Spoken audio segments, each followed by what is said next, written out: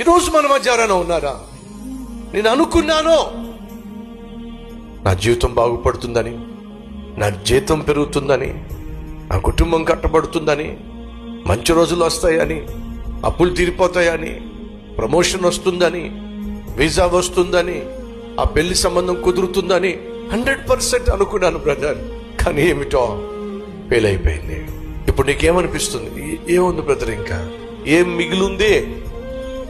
నాకు ఇక నమ్మకం లేదు బ్రదర్, ఇక నాకు నిరీక్షణ లేదు బ్రదర్, ఇక నాకు నమ్మకం కుదరటం లేదు బ్రదర్ అనేది నీ యొక్క సమస్య ఈరోజు. అయితే వినండి, ఎప్పుడైతే సైతాన్ వచ్చి నీకు జవాబు రాలేదు అని నిన్ను భ్రమింప చేస్తాడో అప్పుడే నీ విశ్వాసాన్ని పెంపొందించాలి.